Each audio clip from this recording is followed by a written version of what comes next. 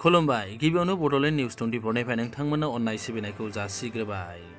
BPF दोलोआ फोसावदिंनाय राहाखौ एबा पाब्लिक मिटिं लानायखौ गोख्रोंनिफ्राय गोख्रों आरो बांसिननिफ्राय बांसिन लानाय जादों। काजलगाव ब्लक BPF नि बानजायनायाव सापागुरि लावजिपारायाव मोनसे पाब्लिक मिटिं हांख्रायो। बे हाबाफारियाव डक्टर अंजलि दैमारी बिथाङा फैनानै बिबुंथि लाखियो। बिथाङा बावैसो सिगां BPF आव हाबफैदोंमोन। खालामदोंमोन बे संग्रामखौ सरकारा भारत सरकार आरो आसाम सरकारा स्वीकृति होबाय, गनायथि होबाय, रिकगनिशन होबाय जे बर'हा माबा मोनसे समस्या दंमारो, माबा प्रब्लेम दङ जायनि थाखाय बिथांमोना हाथियार लानो गोनां जादों। बेवहाय बिसोरखौ लिंहरनानै रायज्लायनोसै, सावरायनोसै, बेनिफ्राय मा नांगौ, माथो जामारदों बेखौ जोङो सावरायनानै मा खालामसै, सुफुंनोसै। तारमाने हाथियार लानाय संगठनखौ रिकगनिशन होदों जे बिसोर नांनाया जाहोन दङ।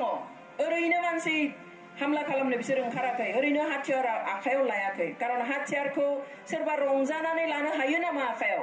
रंजानानै अन्थाइ थरसे खननानै हाथर सफ्रासे खेवनानै सोरबा रंजानानै खुबैनो हागोन नामा? हायो नामा रायजोफोर? हाया। तो बिथांमोना आखायाव हाथर नङा, अन्थाइ नङा, लावथि नङा, मा लानाय, हाथियार लानाय सम मानो लानाय?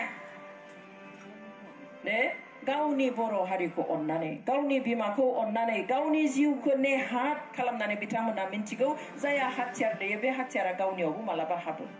बेखौ मिन्थिखानानैबो बिथांमोना ओंखारनाय आरो बेबायदि जुजिनायखौ नुनानै बिथांमोना 34 years 33 बोसोर माबायदि सेफगार्ड होबोदों बर' हारिखौ बेखौ रावबो बुंखांनो नाङा। मैया दाख्लैनि गथ'आ बुंनो हागौ जेबो मिन्थिया, जों बेखौ हिसाब खालामनो दरखार गैया। किन्तु बिथांमोननि जि मावनाय बेनि थाखायनो बिथांमोनखौ सिजफायार खालामनो होबाय, सोरखाराबो सिजफायार खालामबाय, आफादाबो सिजफायार खालामबाय।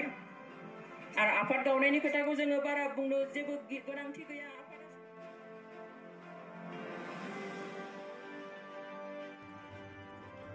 काजलगाव ब्लक BPF नि बानजायनायाव हांख्रायनाय पाब्लिक मिटिंआव BPF नि दैदेनगिरि डक्टर अंजलि दैमारिया NDFB नि डिमान्ड एबा NDFB नि गिबि डिमान्डनि सोमोन्दै बुंफोरथिनानै होयो।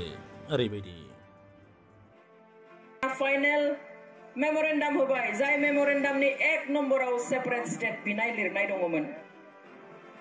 बेनि उनाव इन्टारलकेटरजों आंबो बिथांमोनजों सावरायनो लिंहरबा आंखौबो अखानायैफोर लिंहरो, माखासे फिडबेक लायो, सोङो, गुबुनखौबो लिंहरो।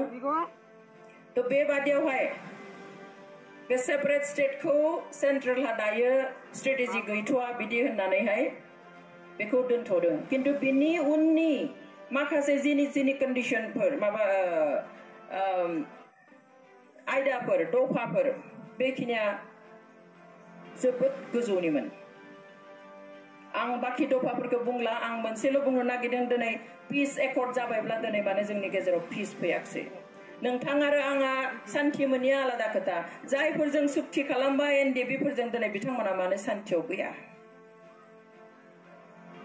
दिनै बे NDFBजों सावरायनाय बे लेखाया जुदि सहि जानायमोनब्ला बेयाव जेनेरेल एमनेस्टिनि दफा दंमोन जे एकर्ड जाब्ला बे एकर्डनि गेजेरजों गासिबो सोरबा फासिनि अर्डार लानानै दङ जेलाव, सोरबा थैजासिम साजा मोननानै दङ, सोरबा बोसोरनै बोसोरथामनि साजा मोननानै दं। गासिबो केसखौ साधारन क्षमादान एबा जेनेरेल एमनेस्टि एबा निमाहा होनानै गासैखौबो दिहुनजोबनायनि दफा दंमोन। नाथाय नैबे जिथु एकर्ड जादों, बे एकर्ड जानाया बेयो बे जिनिसा बे नङा, बे आलादा। बे हाबाफारिनि गेजेरजों डक्टर अंजलि दैमारिया आरोबाव बुंबावोदि थामथि बर' गोरोबथाखौ हाखु दाखु खालामाजासे बा हाखादावरा खालामाजासे बर'नि गासैबो आफादफोरजों सावरायनानै एबा जायफोर सागान होनाय बिथांमोननि आफादफोरा जयै खननै खनथामसो सावरायनायनि उनाव राहा लायोबा आरो मोजांनिफ्राय मोजांसिन गोरोबथा जाबावनो हागौमोन होननानै बिथाङा मिजिं फोरमायथियो। दिनै बे NDFBजों सावरायनाय बे लेखाया जुदि सहि जानायमोनब्ला बेयाव जेनेरेल एमनेस्टिनि दफा दंमोन जे एकर्ड जाब्ला बे एकर्डनि गेजेरजों गासिबो सोरबा फासिनि अर्डार लानानै दङ जेलाव, सोरबा थैजासिम साजा मोननानै दङ, सोरबा बोसोरनै बोसोरथामनि साजा मोननानै दं। गासिबो केसखौ साधारन क्षमादान एबा जेनेरेल एमनेस्टि एबा निमाहा होनानै गासैखौबो दिहुनजोबनायनि दफा दंमोन। नाथाय नैबे जिथु एकर्ड जादों, बे एकर्ड जानाया बेयो बे जिनिसा बे नङा, बे आलादा। जेखि जाया आं पार्सनेलि बेखौ सानो जे बे सुक्तिखौ बांद्राय दौरा-दौरि खालामालासिनो एसे सम लानानै बर'नि गुबुन गुबुन संगठनफोरजों एसे रायज्लायबावनानै सुक्ति खालामगोन खिनियाबो ज'है खननै खनथाम रायज्लायनानै खालामनो हायोब्ला एटलिस्ट एडमिनिस्ट्रेटिभ आरो फिनान्सियेल पावारखौ एसे मोनबावगौमोन होननानै आं सानो। दा खोथाया जाबाय एकर्डआ जाबाय, बेनि उनावहाय दिनै डिआर नाब्लाया बर'फोरखौ खौसे खालामनो नागिरदोंमोन। एनडिएफबि, बिपिएफ, इउपिपिएल गासिबो ज' जानानै ज'है पिपल्स गभर्नमेन्ट मोनसे दानि, अब्ला जोंहा 40/40 जोंनि आखायाव थागोन।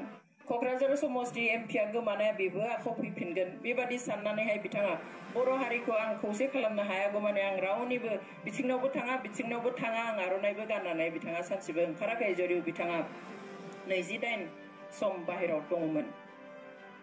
नाथाय आनफर्चुनेटलि बिथाङा ज' खालामनो नाजाबाय थानायावनो एनडिएफबि मोनब्रैखौ ज' खालामनो हाबायमोन, खिन्थु बिथाङा थांफिननाय लोगो लोगो सोरबाया इउपिपिएलआव थांबाय, सोरबाया बिपिएफआव थांबाय।